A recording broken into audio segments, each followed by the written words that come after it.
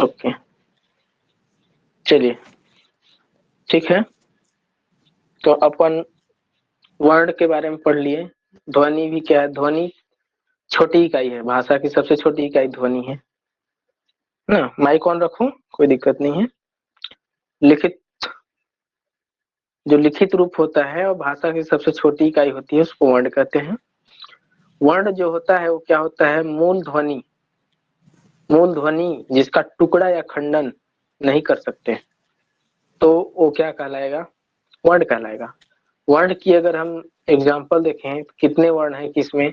जैसे राम लिखेंगे तो राम में के टोटल कितने वर्ण हैं? 4 वर्ण हैं। जैसे र लिखेंगे तो ये आधा र रहेगा। र में आ की मात्रा होगी तो आ होगा एक। म लिखेंगे, म में अ प्लस करेंगे तो क्या होगा? राम। तो राम में टोटल कितने वर्ण हो गए? 4 वर्ण हो गए। उसी प्रकार अगर निषेध लिखते हैं तो न में प्लस ई जोड़ेंगे, ई प्लस स जोड़ेंगे, स आधा रहेगा, फिर ए जोड़ेंगे तो से हो जाएगा, और ध में अ रहेगा। यानी टोटल कुल मिलाकर 6 वर्ण इसमें रहेंगे तो जाकर निषेध की प्रक्रिया पूरी होगी। ओके, यस, आगे चले। ये हो गई निषेध। आगे हो गया वर्णमाला। वर्णमाला, तो वर्णमाला के बारे में हम बात करते हैं। तो वर्णों के व्यथित समूह या समुदाय को वर्णमाला कहते हैं। ठीक है, व्यथित समूह, व्यथित समूह या समुदाय। ओके, समुदाय को हम क्या कहते हैं? वर्णमाला कहते हैं। वर्णमाला कहते हैं। हिंदी में कुल टोटल कितने होते हैं? 52 वर्ण होते हैं। 52 वर्ण होते हैं, जिसमें कितने होते हैं? 11 स्वर होते हैं। स्वर, इसको हम मूल स्वर कहते हैं। मूल स्वर, मूल स्वर कितने होते हैं? 11 होते हैं। और टोटल कितने होते हैं? 13। तो टोटल 13 होते हैं। ओके, इसमें 2 अयोगवा होते हैं। अयोगवा 2 होते हैं। ओके, और जिसमें 33 क्या होते हैं? व्यंजन होते हैं, है ना। और संयुक्त व्यंजन 4 होते हैं। 4 संयुक्त व्यंजन, संयुक्त व्यंजन 4 होते हैं। और 2 उच्छिष्ट होते हैं। उच्छिष्ट, उच्छिष्ट जानते हो? उच्छिष्ट की बात करें तो उच्छिष्ट में एक ड़ लिखते हैं तो ये वाली ड़, एक ढ लिखते हैं तो एक ढ, ये दोनों उच्छिष्ट में आते हैं। ठीक है, 4 संयुक्त जी। व्यंजन तो जानते ही हो, कौन कौन होते हैं? एक अक्षर होता है, एक त्र होता है, ज्ञान होता है, गया और एक स्र र। होता है। ठीक है, ये 4 संयुक्त व्यंजन होते हैं। जो अक्षर है वो किससे किससे मिलकर बना होता है? क और स। तो तो इसको अगर देखा जाए तो ये क और स मिलके बनता है। और त्र की बात करें तो आधा र। त प्लस र, तो त्र बनेगा। ज्ञ की बात करें तो अपन ए मिलेगा ज और प्लस ञ। और स्र की बात करें तो ये क्या बनेगा? ये जो बड़ा स, आधा स और र, ये हो जाएगा स्र। इस तरह से इन चारों की संयुक्त व्यंजन। ओके, ये हो गई। 33 व्यंजन की बात करोगे, आगे देखते हैं।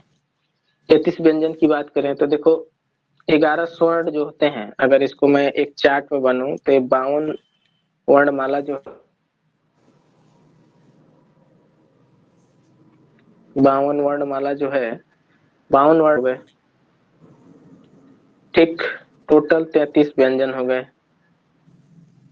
है ना। अब अपन संयुक्त व्यंजन 4 हो गए, 4 संयुक्त हो गए। ठीक है, और 2 क्या हो गए? उच्छिष्ट हो गए। ठीक है, उच्छिष्ट हो गया। तो स्वर में टोटल कौन कौन आएंगे? अ आएगा, आ आएगा, है ना, छोटी आएगी, बड़ी आएगी, ठीक है, छोटी बड़ी, ऊ आएगा, छोटा ऊ, बड़ा ऊ आएगा, और क्या आएगा? एक ऋषि वाली री आएगी, ए, ऐ, ओ और औ। हो गया टोटल 11। 11 हो गया ना। इतने आएंगे, मूल में आते हैं, ठीक है। टोटल गिनते हैं तो 13 होते हैं, ठीक है। अंग और रह की बात करेंगे, टोटल जोड़ेंगे तो अयोग वाक को भी जोड़ लेते हैं तो 13 आ जाता है। व्यंजन की बात करें तो क हो गया, च हो गया, क वर्ग, च वर्ग हो गया, ट वर्ग हो गया, ट वर्ग हो गया, ठीक है। ट के बाद त वर्ग हो गया, प वर्ग हो गया, फिर अंतस्थ व्यंजन रहेंगे। अंतस्थ, तो अंतस्थ में य र ल व आएगा, य र ल व, ठीक है। और ऊष्म व्यंजन जिसमें ऊष्मा से भाप संचरित होकर बनेगा, वो वाले आएंगे, एस, बड़ा स, दंती स और स एंड ह। ये ऊष्म, इसमें भाप और ऊष्मा से उत्पन्न हो गए। अंतस्थ व्यंजन हो गया य र ल व। अब प वर्ग, त वर्ग, ट वर्ग अगर टोटल करें तो 5 बचे 25, ये टोटल 25 होंगे। ये 25, ये जो 25 रहेंगे वो व्यंजन रहेंगे। अंतस्थ व्यंजन 4 रहेंगे और ये 4 रहेंगे और ये ऊष्म व्यंजन भी 4 रहेंगे। इस तरह से 25, 8 टोटल 33 हो गए। हो गया टोटल 33। ओके, ऐड करते गए तो इनको 33 हो गया। संयुक्त व्यंजन की बात की है तो हम एक हो गया अक्ष, एक हो गया त्र, एक हो गया क्या ज्ञानी वाला गया, एक श्रीमान वाला श्र। इसको क्या क्या मिला? क और स, ठीक है। र की बात करें तो आधा त और र। ज्ञान की बात करें तो ज प्लस इया, ठीक है, ज प्लस इया। असरा की बात करें तो स और प्लस र। उक्षिप्त व्यंजन की बात करें तो अंग मतलब ये अड़ा वाला अड़ा और एक ढ, ये दोनों उक्षिप्त हो गए। इस तरह से 52 वर्णमाला की संरचना हो गई। ओके, इसके अलावा आगे अयोग वाक की बात करें, अयोग वाक की बात करते हैं हम तो एक अंग होगा, ठीक है, जिसमें अंग की मात्रा इसको ऐसे लिखते हैं। ओके, एक होता है अह, अह होता है जिसमें डबल मात्रे होते हैं। इनको अयोगवाह इसलिए कहा जाता है कि न तो ये तो पूर्णतः न पूर्णतः क्या होता है स्वर होता है और न ही पूर्णतः व्यंजन होता है, ठीक है। हमेशा स्वर के बाद व्यंजन के पहले आता है, मतलब ये हमेशा स्वर के बाद और व्यंजन के पहले आता है, तो इसको हम अयोगवाह कहते हैं, ठीक है। वर्णों के भेद अगर देखोगे तो 2 प्रकार के होते हैं। वर्णों के भेद है ना, 2 प्रकार से होते हैं। कौन कौन? तो एक होता है स्वर, स्वर वर्ण होते हैं और एक व्यंजन वर्ण, 2 होते हैं, ठीक है। ओके, अब स्वर की बात करें तो स्वर की बात करें तो जान रहे हो 11 हो गया और 11 प्लस 2, 2 वाले जो रहेंगे, एक अंग रहेगा और एक अह रहेगा। इन दोनों उक्षिप्त को अगर जोड़ दें तो इतना टोटल मूल होता है।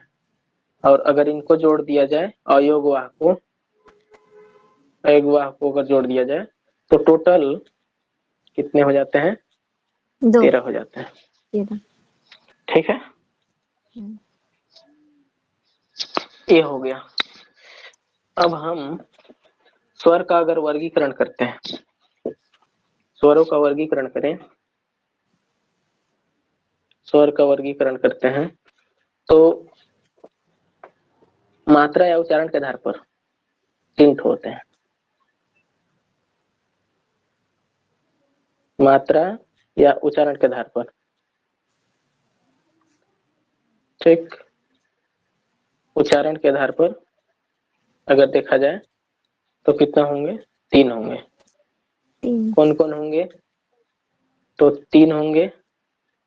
3 में होगा एक ह्रस्व, इसी को हम कहते हैं ह्रस्व या मूल स्वर, इसी को मूल कहते हैं, ह्रस्व या मूल, ठीक है। दूसरा हो गया दीर्घ स्वर, दीर्घ, और तीसरा हो गया लुप्त स्वर, लुप्त स्वर, ये हो गया। तो जिनके उच्चारण में कम समय लगता है, जिनके उच्चारण में कम समय लगे वो मूल स्वर होंगे। जैसे कि अ है मूल स्वर, छोटी ई है मूल स्वर, छोटा ऊ है मूल स्वर, और व्यापम इसमें री को भी ले रहा है, री मूल स्वर में आता है, तो ये मूल स्वर है।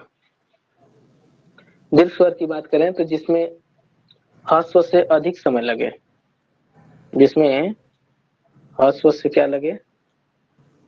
अधिक लगे समय,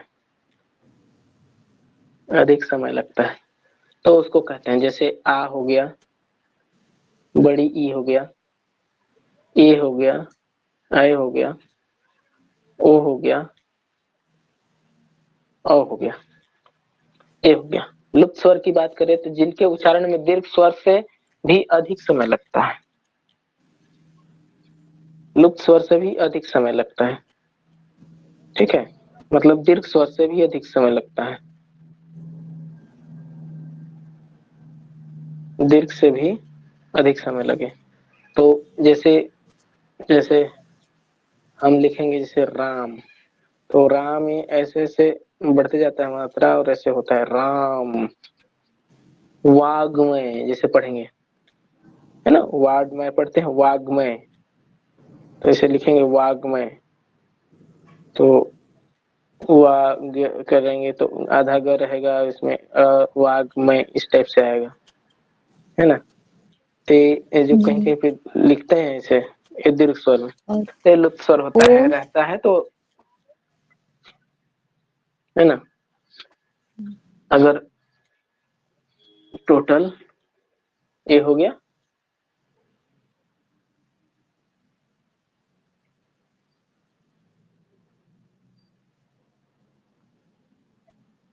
तो देखोगे तो इसकी संख्या 4 हो गई, है ना, और इसकी संख्या टोटल 7 हो गई।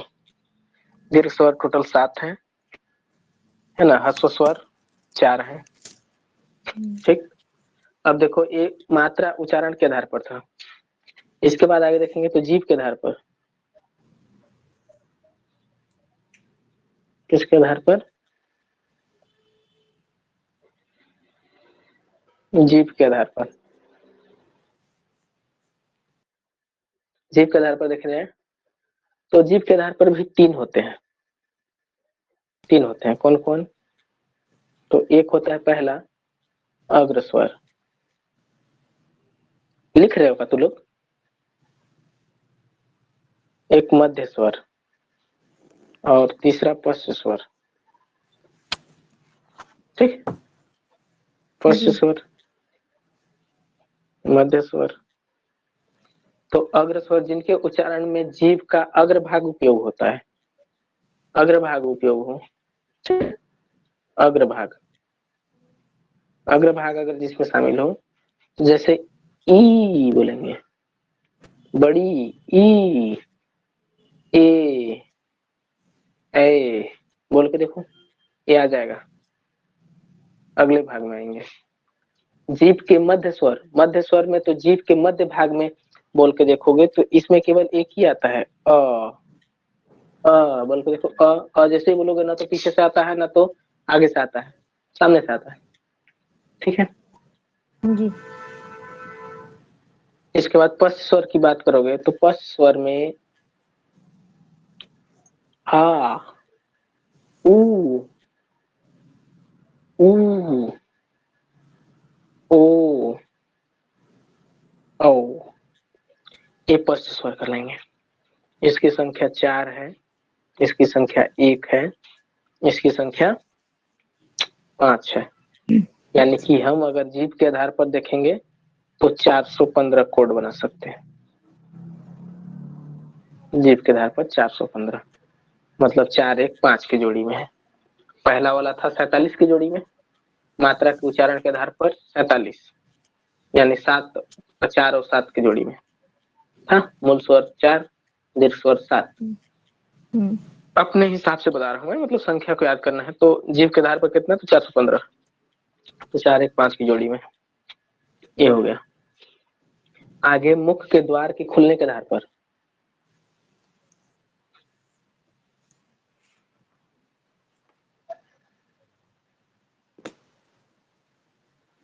मुख के द्वार के आधार पर,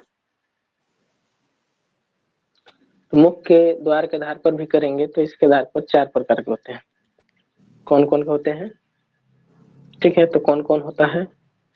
एक होता है विवृत, और दूसरा होता है अवृत, अर्ध अर्धवृत्त, अर्धवृत्त, और तीसरा होता है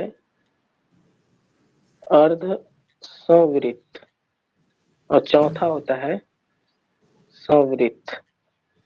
संवृत्त मतलब होता है सीधा क्लोज,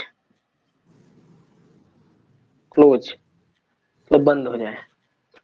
ओपन मतलब विपरीत, ओपन यानी खुला मुंह से हो। तो इनके उच्चारण पर देखो, जैसे आ बोलोगे आ, तो ये इसमें आ जाएगा, आएगा।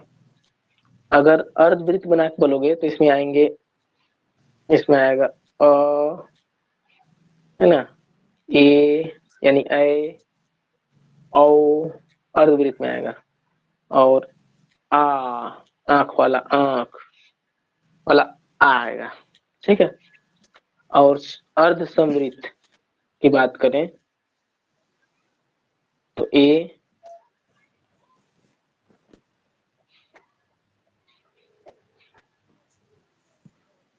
और ओ। ठीक है। और इधर बात करें हम तो ई आएगा, ई बड़ी ई आएगा, छोटा ऊ आएगा, और बड़ा ऊ आएगा। ठीक है।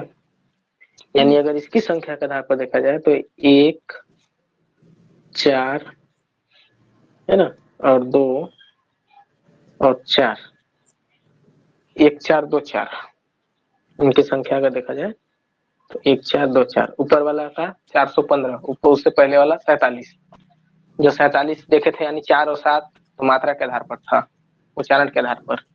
दूसरा जीव के आधार पर देखे थे तो 415, मुख के द्वार के आधार पर देखे तो 14 24, यानी 1 4 2 4, है ना। अब अगला देखते हैं हम ओठ के आधार पर। दिखा नहीं रहा, नेट शायद स्लो हो रहा है। ओठ के आधार पर लिखा नहीं रहा है अच्छे से। तो अगर ओठ के आधार पर देखेंगे हम,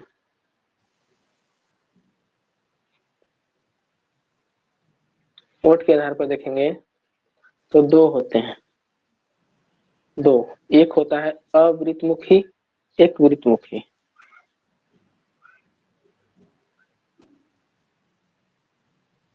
अवृतमुखी, ठीक है। लिखा नहीं रहा है अब अच्छे से, नेट स्लो हो गया शायद।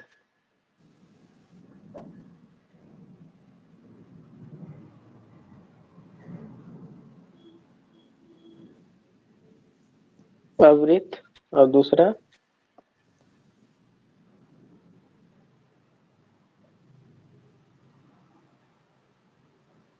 वृतमुखी। ओके। नहीं लिखा रहा है अच्छे से। वृत्तमुखी, शायद नेट कटने लगता है ना, तो नहीं लिखा था अच्छे से।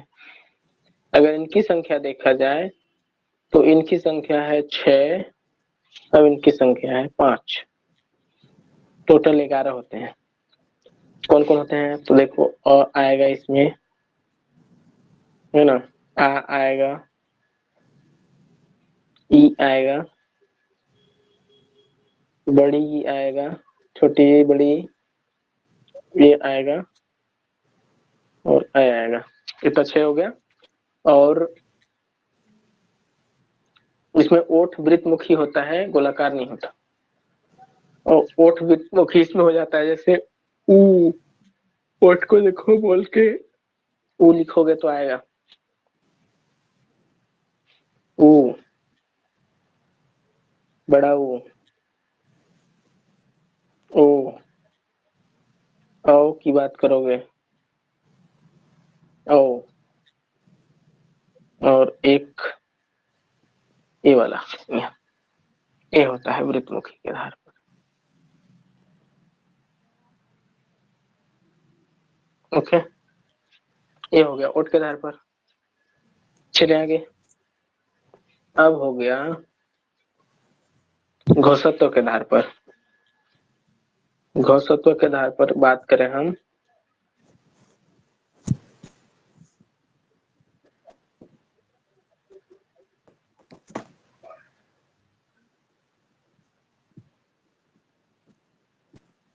घोषत्व के आधार पर बात करें तो कौवे की स्थिति के आधार पर अगर एक तरह देखा जाए, एक होता है निरुनासिक, एक होता है अनुनासिक।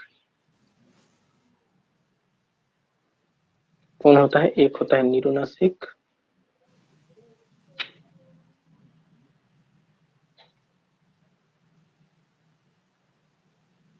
निरुनासिक, और एक होता है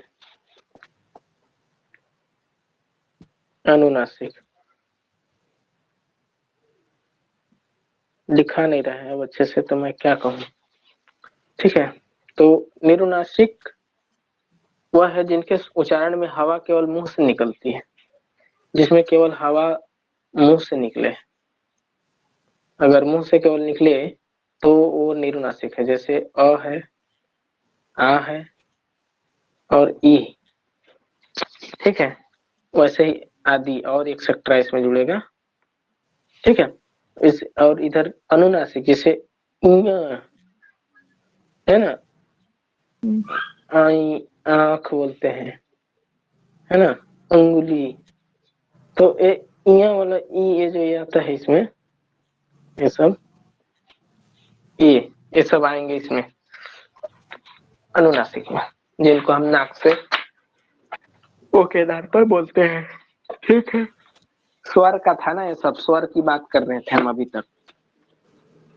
ठीक है, ओके। स्वर के बाद संयुक्त स्वर की बात हो गया, तो संयुक्त स्वर भी 4 होते हैं। संयुक्त स्वर की बात करेंगे हम, संयुक्त स्वर, संयुक्त स्वर भी 4 होते हैं। ठीक है, कौन कौन होता है? एक ए होता है, एक ऐ होता है, ठीक है, एक ऐ होता है, एक ओ होता है, और एक औ होता है, एक औ होता है। 4 होते हैं। ठीक है, स्वतंत्र सत्ता धारण करने वाले शब्द योग कहलाते हैं। हिंदी में मूल ध्वनि की संख्या 4 है, और मात्रा के आधार पर अभी बताया मैं 3 भेद होते हैं। तो इतना समझ में आ गया होगा। इस तरह से स्वर खत्म होता है, यहाँ पे स्वर खत्म।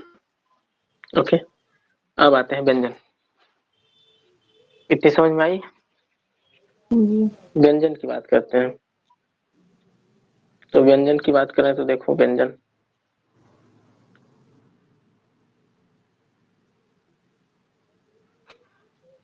क्या हो रहा है, लिखा नहीं रहा है।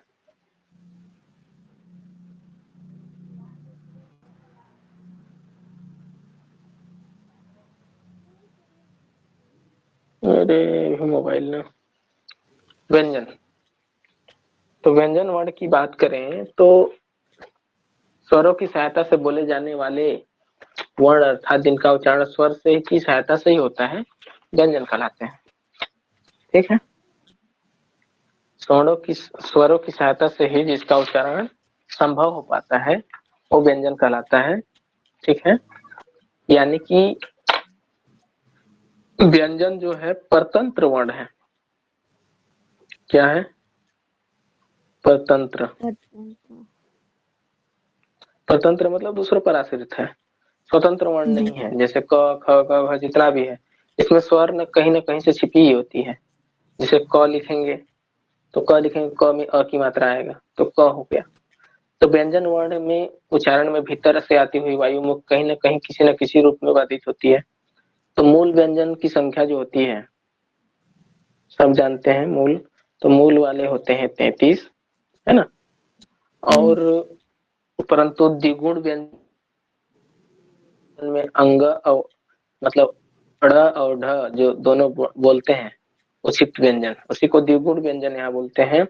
उसको अगर मिला दिया जाए तो दोनों को मिला के हो जाता है टोटल 35 व्यंजन, 35 व्यंजन टोटल।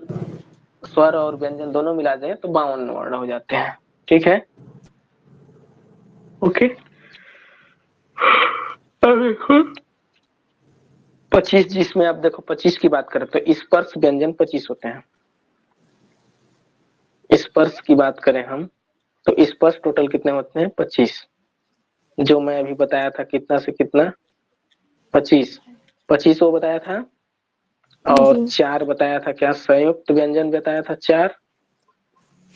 और 4 बताया था उष्म, है ना। और 2 बताया था उचित या द्विगुण व्यंजन उसी कहते हैं। तो टोटल मिला के कितना हो गया? 35। टोटल मिला के 35 हो गया।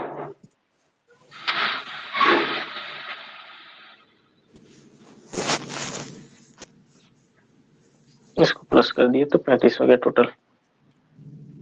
हो गया, मतलब क वर्ग से लेके प वर्ग तक स्पर्श व्यंजन हो गया। अंतस्थ व्यंजन की बात करें तो 4 हो गए, उसमें व्यंजन की बात करें तो 4 हो गए।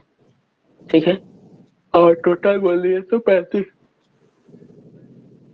ठीक, अब बात करते हैं क ख ग में स्पर्श व्यंजन की बात करते हैं हम तो टोटल 25 होते हैं। तो जो स्पर्श व्यंजन होता है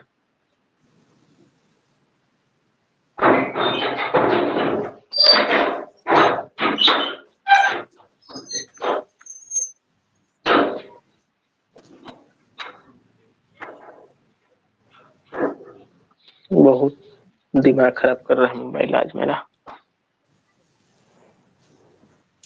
स्पर्श की बात करें हम तो स्पर्श की बात करें, अरे मोबाइल ना तंग कर दे रहा क्या हो रहा था?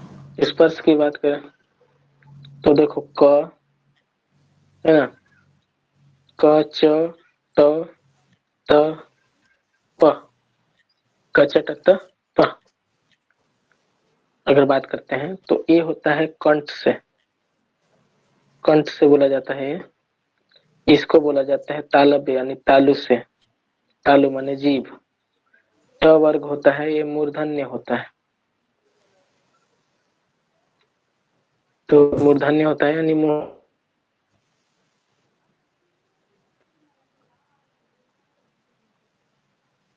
से हो गया, ये हो गया मुंह से। ठीक, दिमाग खराब हो रहा है मेरा भी। मुंह से, और त वाला होता है दांत से होता है, यानी दंतव्य बोलते हैं इसको, दांत से। और प वर्ग होता है ये ओठ से होता है। अगर एक तरह से पढ़ोगे तो कंठ, कंठ से यानी गला से शुरू होगा, अंदर से शुरू होगा, फिर जीभ में आएगा, फिर मुंह में आएगा, फिर दांत में आएगा, फिर ओठ निकल के बाहर आ जाएगा।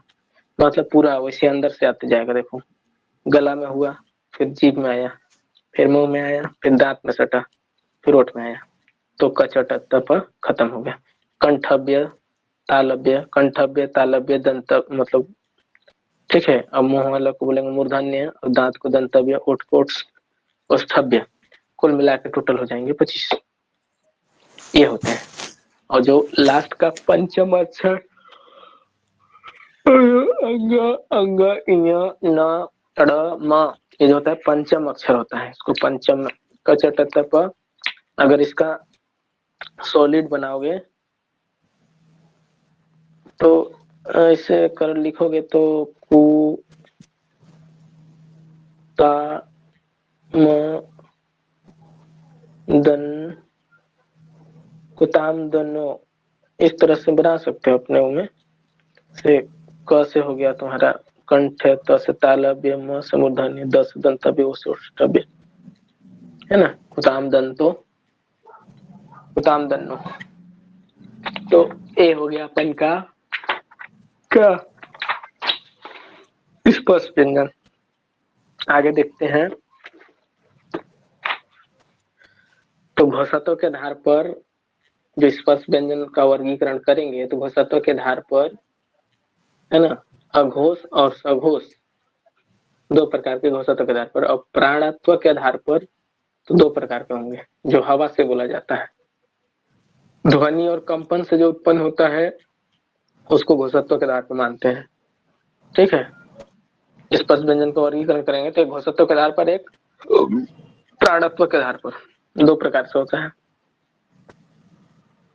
एक घोषित्व रहेगा और एक प्राणत्व। तो इसके प्रकार से भी दो होंगे, इसके प्रकार से भी दो होंगे। ठीक है, दो दो होंगे। तो एक होगा इसमें अघोष होगा, अघोष, दूसरा सघोष, सघोष। इसी को कहते हैं घोष। और प्राणत्व के आधार पर एक होगा अल्प प्राण, अल्प प्राण, एक होगा महाप्राण। दो होंगे, इसमें भी दो होंगे। तो घोषत्व के आधार पर अगर देखा जाए तो अघोष व्यंजन पहला और दूसरा, क च ट त प में अगर देखा जाए तो पहला और दूसरा प्रत्येक वर्ण जो है क्या है, अघोष है। अघोष है। यानी क च ट त प, यानी 2 2 4 2 6 2 8 और 2 10, उससे मिलाकर 10 हो गए। ठीक है। जी।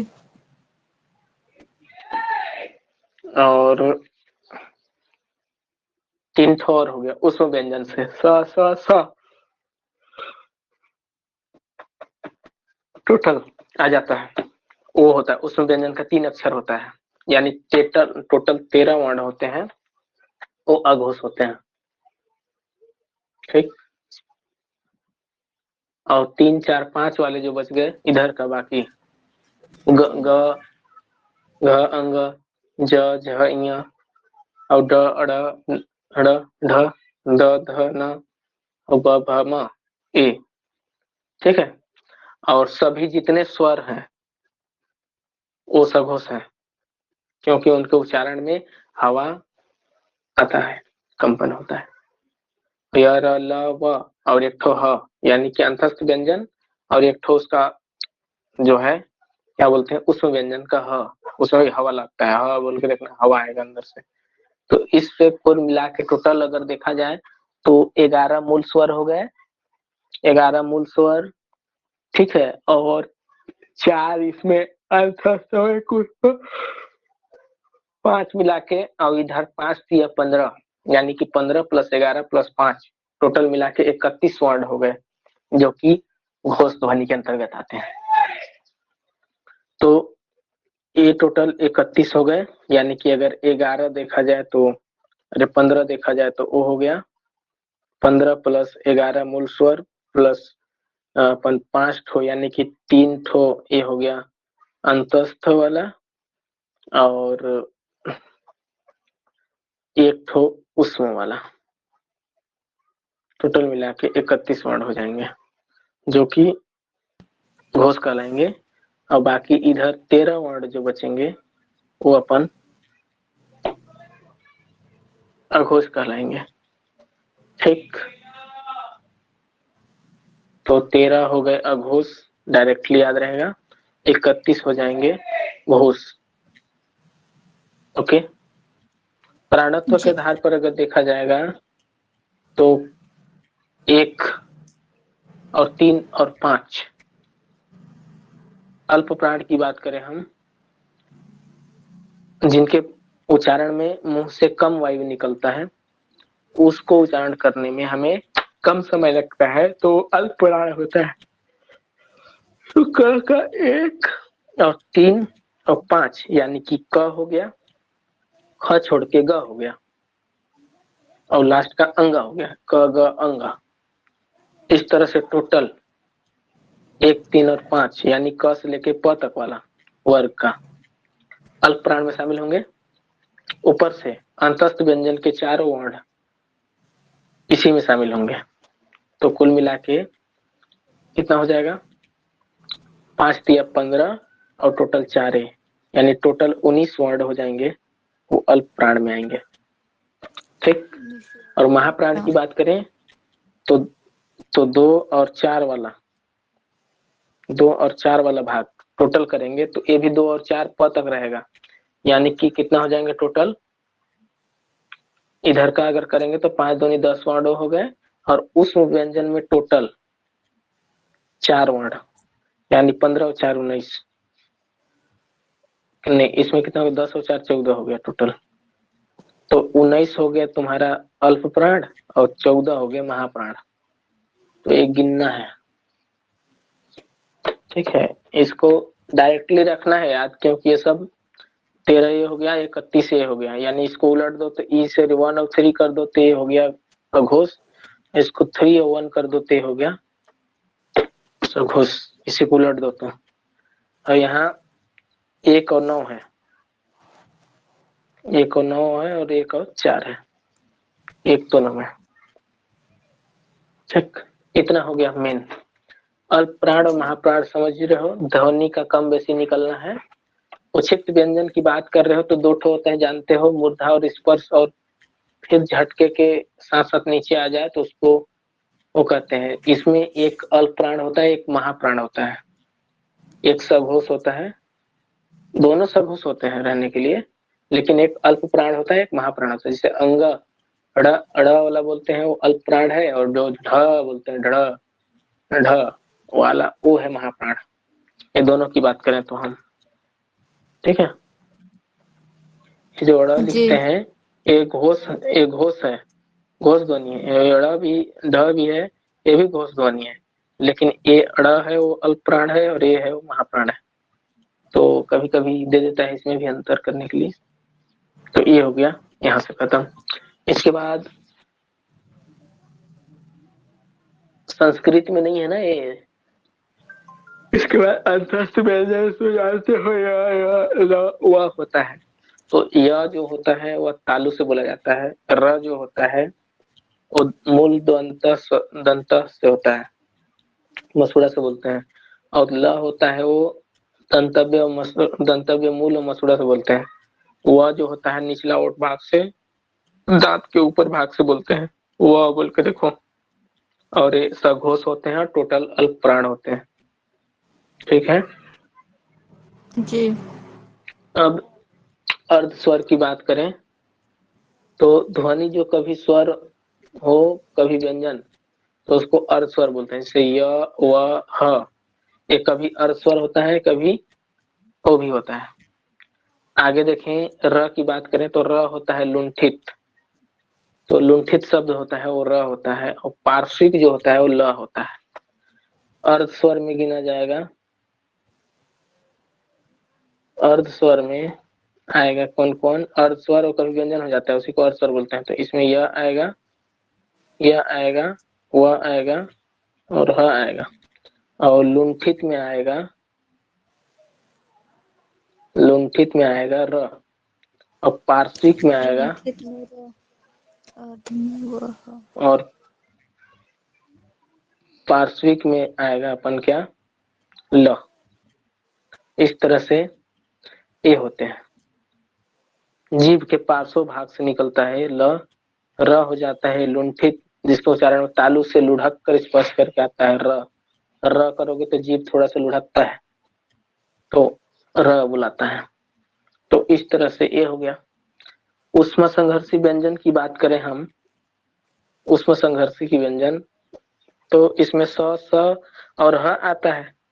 तो ये जो घर्षण से उत्पन्न होता है, यानी कि गर्म वायु से निकलता है, तो इसे उष्म व्यंजन कहते हैं।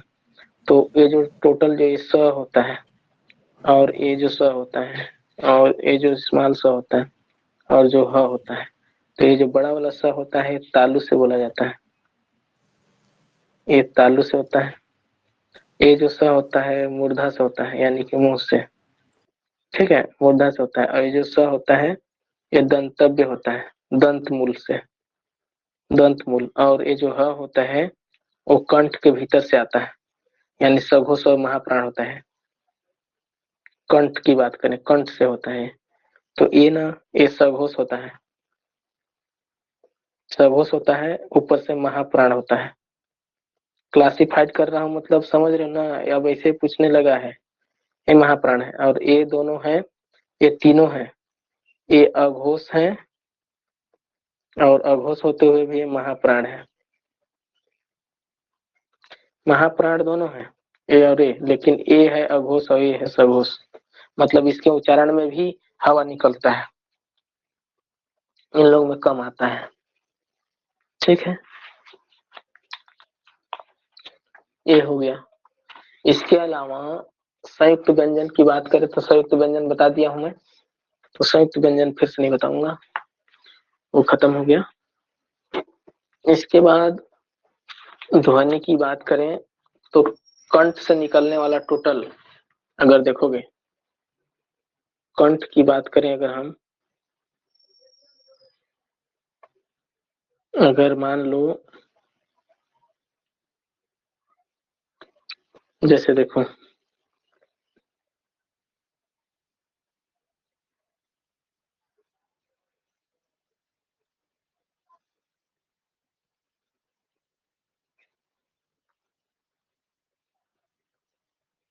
अगर मान लो मैं वो बनाता हूँ, क्या बनाता हूँ, क्या बनाऊं, एक गोला बना रहा हूँ मैं, इसमें वो बनाना चाह रहा था,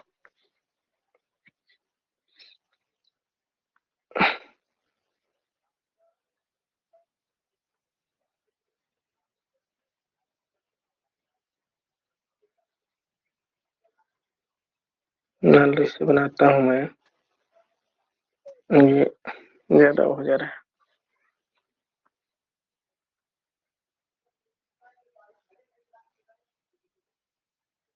बीच में बनाना है ना हमको,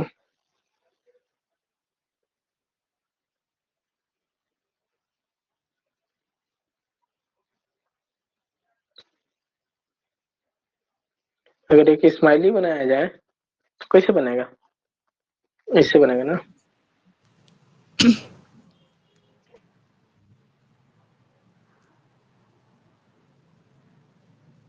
क्या? यहाँ पे बीच में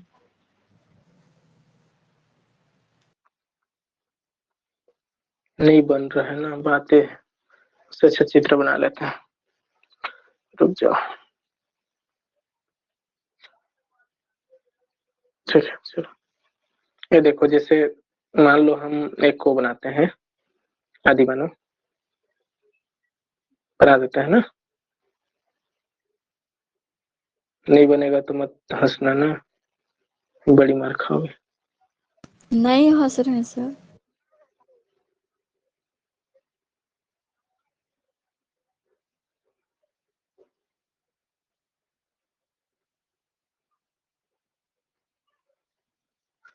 ये कुल मिला के बनाने भी नहीं बनता ना, कहाँ चला गया रे। हम्म,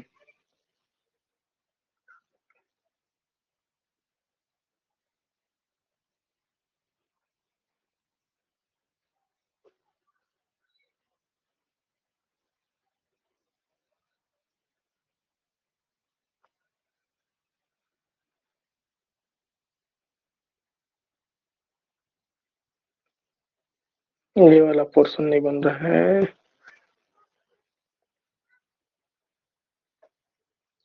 ऐसे बनेगा, ठीक है। और इसका साइज थोड़ा कम करता हूँ।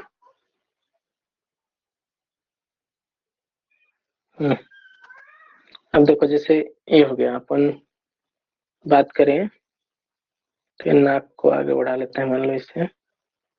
ऐसे ही अंदर से श्वास आता है यहाँ पे, और ये हो गया इसका भाग, ठीक है। ये गला है, ये गला का इधर कंठ की बात करें हम, ठीक है। तो और ये जो मुंह है, इसको हम जैसे चित्र बनाया है वैसे बना दे रहा हूँ मैं, इस टाइप में बनाया है, ठीक है।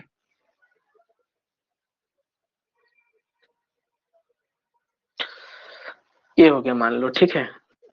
ये आदमी की बात करें तो ये हो गया। कान वान बनाना है तो इसका इंच पे है कान वान, ये बन जाएगा कान, ठीक है। यहाँ पे तो देखो, इसमें कौन कौन चीजें कहाँ कहाँ बोला जाता है उसको मैं दिखाता हूँ। ये हो गया कलर, ले लेता हूँ लाल। देखो, नासिक के, यानी अगर नाक से बोला जाए, नाक से बोला जाएगा तो नाक से बोला जाएगा अंग, ठीक है। अंग, इया, अड़, न, एंड, ये नाक से, ठीक है। नाक से बोला जाएगा।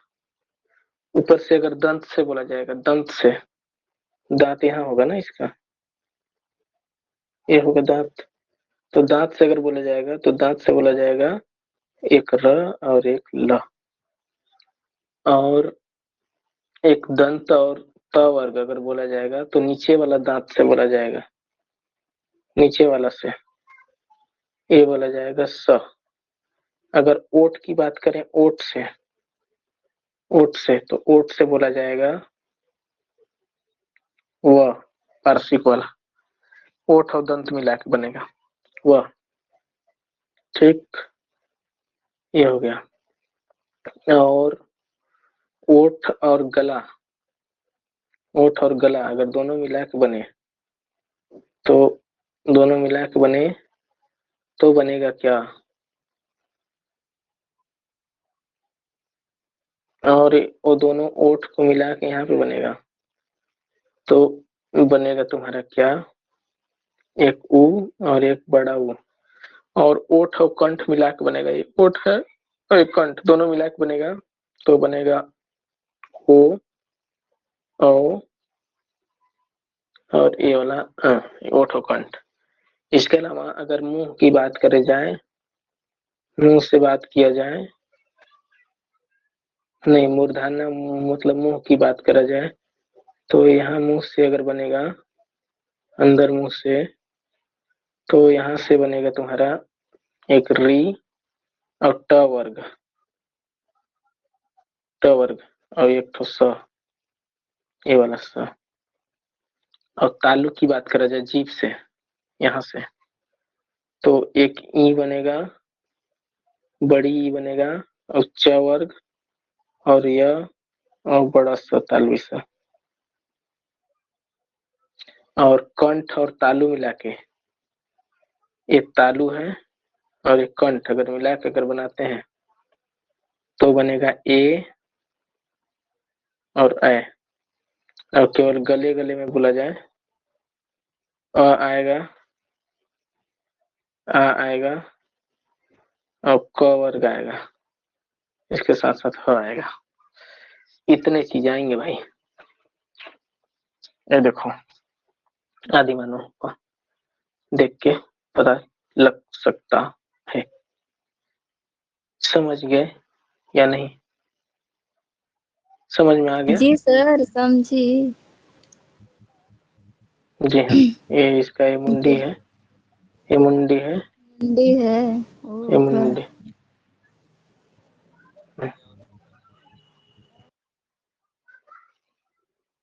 बेचारे को रंगीन कर दे रहा हूँ।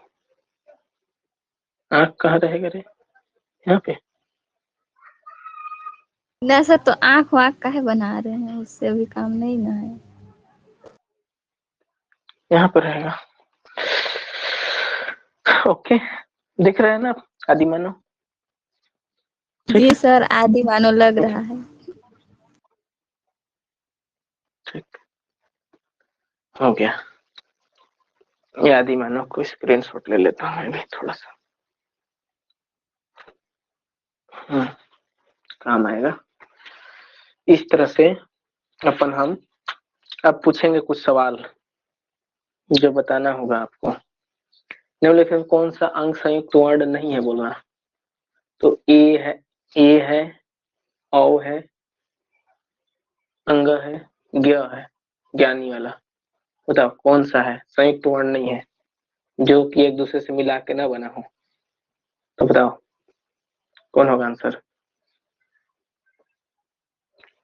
ए तो मिला के बना है, औ तो मिला के बना है, ज्ञान भी मिला के बना है, तो कौन मिला के नहीं बना है? अंग। ठीक है। अंगा। राम में कितने वर्ण होंगे? 1 चार। 3 2 4। चार। हाँ, तो अब बनने लगा ना। ठीक। जी। निम्न हिंदी में अनुनासिक वर्णों की संख्या है, बताना। अनुनासिक वर्ण जो नाक से बोला जाता है। 1 नाक। 3 2 4, इनमें से कोई नहीं।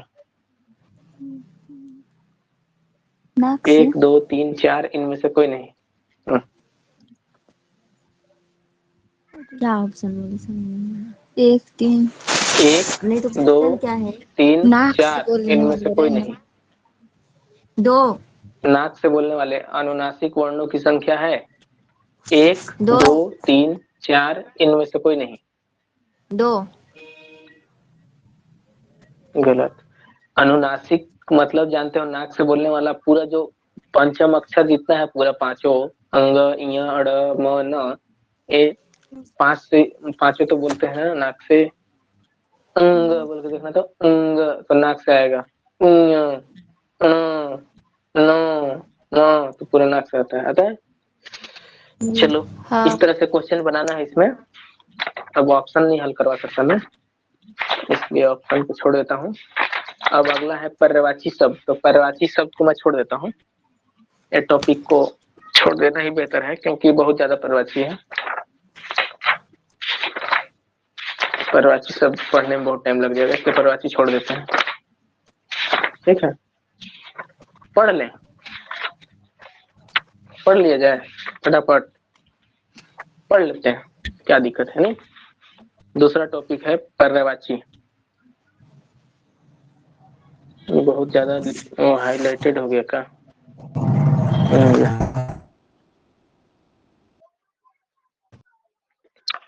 पर्यायवाची, चलो डाल ही लेते हैं, पढ़ ही लेते हैं, क्या करेंगे। ठीक है,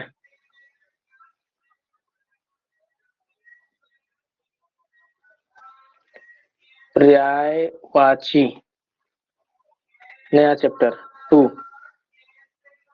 ठीक है,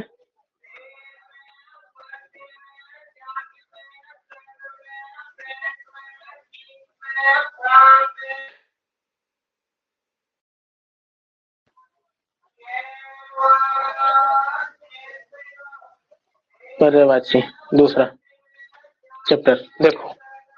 हेलो, आवाज आ रही है ना?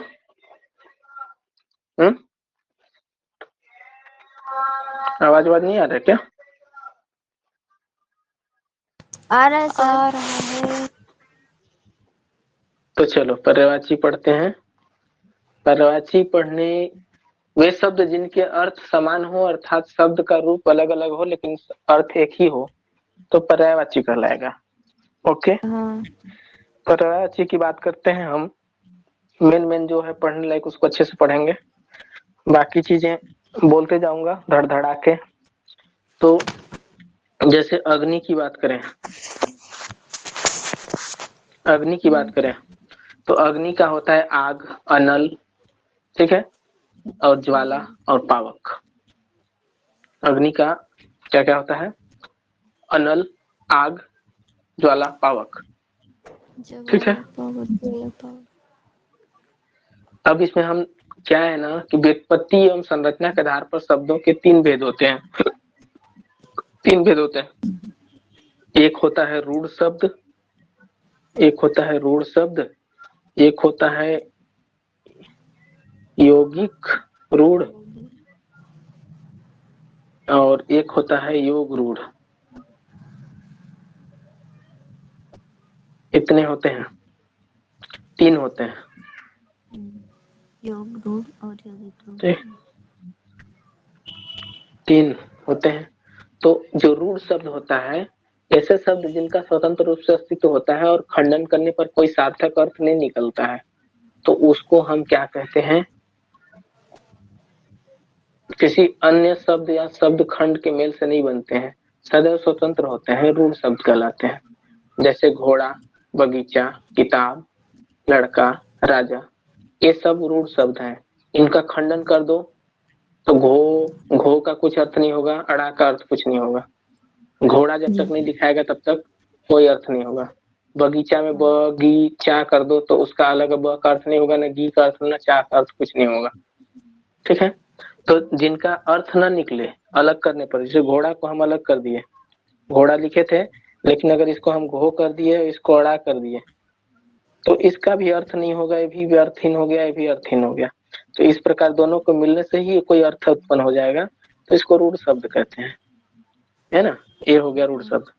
अब यौगिक शब्द, तो जो शब्दों को अन्य शब्दों के योग से बने हो, जिनके प्रत्येक खंड का कोई अर्थ हो, उसे यौगिक शब्द कहते हैं। जैसे रसोई घर, एग्जाम्पल की बात करें तो रसोई घर, क्या आवाज कर रहे थे, रसोई घर। तो देखो अगर रसोई को रसोई और अलग घर कर दें तो रसोई का मतलब क्या होता है, खाना बनाने का, और घर का मतलब होता है जो घर है। तो घर का मतलब भी रहने निवास करने वाला स्थान हो गया, और रसोई का मतलब भी हो गया खाना जहाँ बनता है। अगर दोनों को मिल जाए तो रसोई घर हो जाएगा। रसोई मतलब खाना, है ना, खाना पकाने का, और घर मतलब निवास, और दोनों को मिला दें तो जो पकाने वाला घर होता है उसको बोलते हैं रसोई घर। मतलब अगर ऐसे कह दें रसोईया, तो रसोईया मतलब जो खाना पकाता है वो रसोईया, और घर तो जिस निवास, जिस घर में हम रहते हैं उसका भी अर्थ है। लेकिन दोनों को अगर मिला दिए तो रसोई घर हो गया, मतलब जहाँ खाना स्पेशल बनता है वही वाला घर हो गया ना। तो इस तरह से रसोई घर हो गया। तो ये भी अगर इनको अलग अलग भी कर दिया हमने तो भी अर्थ मिला हमें। तो ये हो गया यौगिक रूढ़ शब्द। अगला हो गया योग रूढ़ शब्द। ऐसा क्लासिफाइड नहीं पढ़े होगे तो पहले भी कभी। अब हो गया योग रूढ़। योग रूढ़ की बात करें तो वे शब्द जो यौगिक होते हैं परंतु विशेष अर्थ देने के लिए रूढ़ हो जाते हैं, यौगिक रूढ़ कहलाते हैं। समझ में आ रहा है बच्चों? जैसे हम लिखेंगे किसी और के लिए, लेकिन किसी और के लिए देगा वो। जैसे पंकज है, पंकज, पंकज की बात करें हम, पंकज, तो पंकज माने क्या होता है, कमल होता है। एक कमल अर्थ बताता है, क्योंकि अगर हम अलग अलग कर दें तो पंख कर दें तो कीचड़ हो जाएगा, और ज कर दें तो जन्म लेने वाला हो जाएगा। तो जो कीचड़ में जन्म ले वो कमल है, तो ये किसी और की ओर संकेत करते हैं, तो इसको बोलते हैं योग रूढ़ शब्द। ठीक है, तो दो अर्थ मिलके किसी तीसरे अर्थ की ओर संकेत कर देते हैं, तो उसको हम जैसे दस आनंद, दशानन, 10 मतलब संख्या 10 हो गया, आनंद माने मुख हो गया। तो जिसके मुख 10 है वो कौन है, रावण है, तो उसको कहते हैं दशानन। ठीक है, वही है। और लंबोदर हो गया, लंबोदर तो जैसे जिसके लंबा है उदर, है ना, यानी जिसका सूंड क्या हो, लंबा हो, लंबोदर। तो जिसका पेट और वो उदर माने पेट होता है, तो जिसका लंबा हो उदर यानी कि उसका पेट, गणनायक, गणों के देवता गणेश। समझ में आई बात?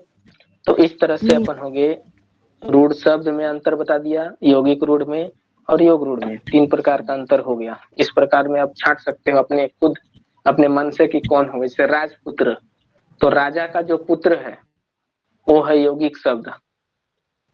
अगर उसको राज कर दिए तो भी अलग हो जाएगा, और पुत्र कर दिए तो भी। राज मतलब एक राज्य हो गया, और पुत्र कर दिए तो पुत्र हो गया, और दोनों मिला दिए तो राजा का पुत्र बन गया, तो राजपुत्र उसको कहेंगे, मतलब उसको कहते हैं यौगिक शब्द, है ना। जैसे विद्यालय बोले तो विद्या और आलय कर देंगे, तो विद्या मतलब जो शिक्षा ले, और आलय माने घर। लेकिन अगर विद्यालय की बात करें तो केवल स्कूल बनेगा ना, वो हो गया यौगिक शब्द। चलो आगे चलते हैं, हम पर्यायवाची की बात करते हैं।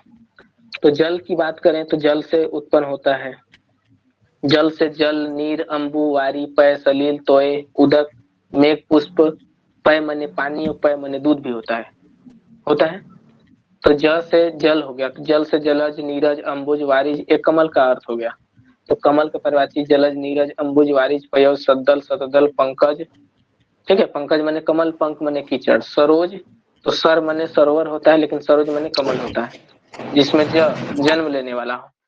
इसके अलावा कमल का और नेत्र होता है सरसिज, राजीव, कुवल्या, कंज, उत्पल मने कमल होता है, लेकिन कंज मने भी कमल होता है। लेकिन पुंडरीक पुंडरीक की बात करें, पुंडरीक पुंडरीक तो पुंडरीक मतलब होता है श्वेत कमल। पुंडरीक मतलब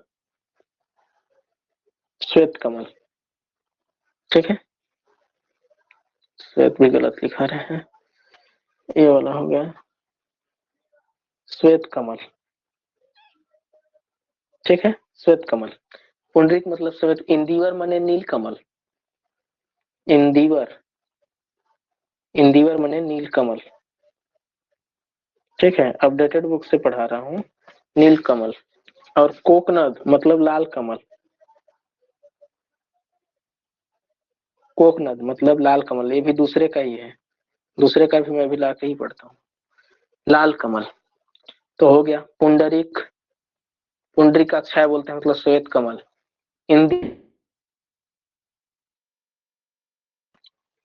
इंद्र, इंदिवर से इंद्र कहाँ रहता है, आसमान में, नीलकमल। कोकनद, कोक मने कौन होता है, कोकनद, कोकनद अगर देखा जाए तो ये क्या बोलते हैं,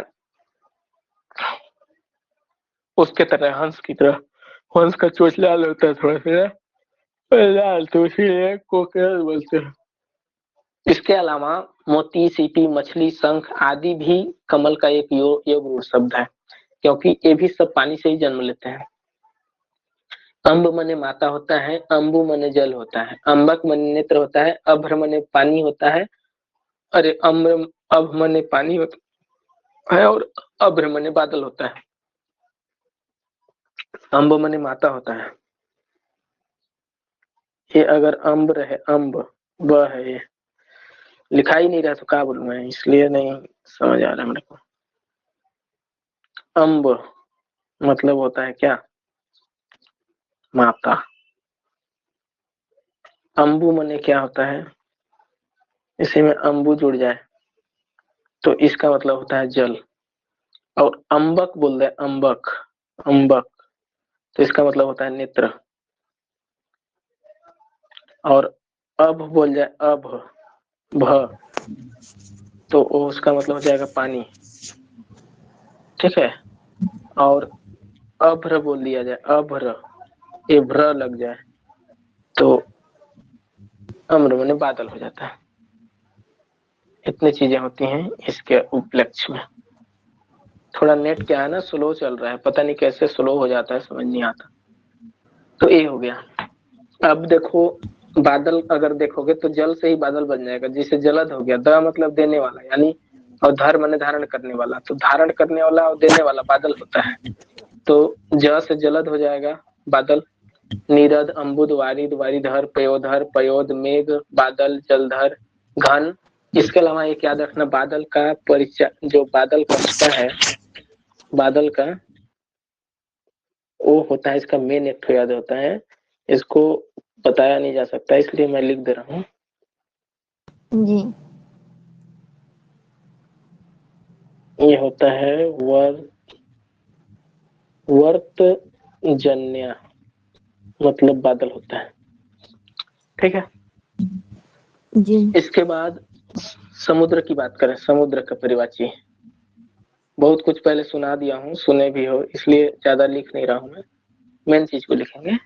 समुद्र, समुद्र मतलब होता है देखो निधि यानी खजाना, जो पानी का निधि हो, खजाना हो, वो वो है क्या।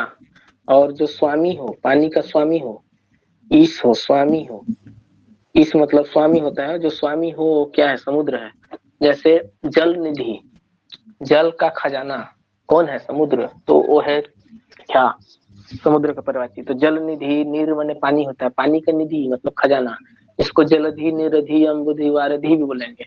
तो अम्बु निधि, वारी निधि ऐसे बोलेंगे।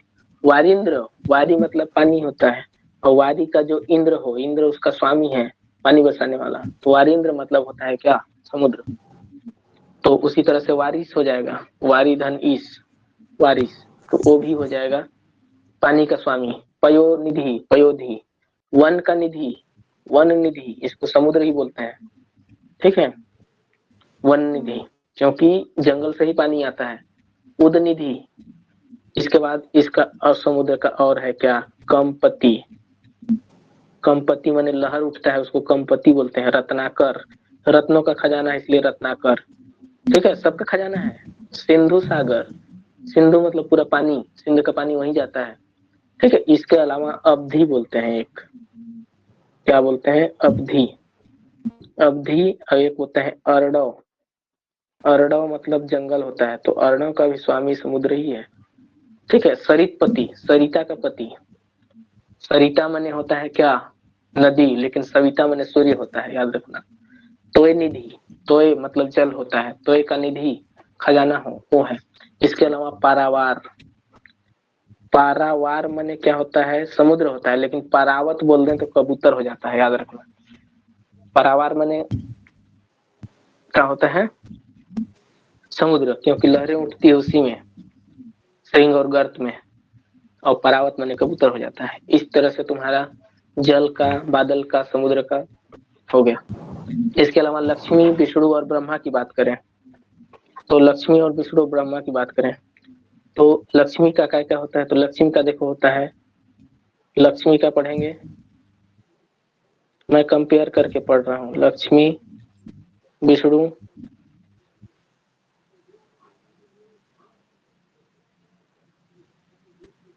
और ब्रह्मा, ठीक है।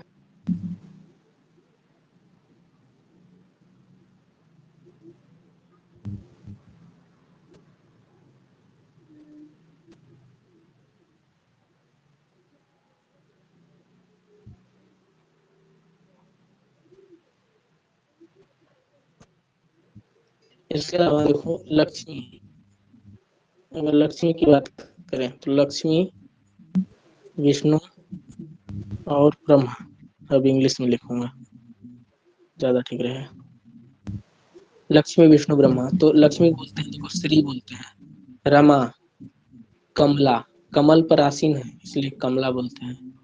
पद्मा, पद्म पर आसीन है इसलिए पद्मा। नीरजा, जो जल में कमल उठते उस पर भी लक्ष्मी निवास करती है। पंकजा, जा, जा मतलब पुत्री होता है, पंकजा, ठीक है। अब्जा, अब्जा, और अब्ज बोलेंगे तो ब्रह्मा हो जाएगा, ठीक है। लेकिन अब्जा बोलेंगे तो क्या हो जाएगा,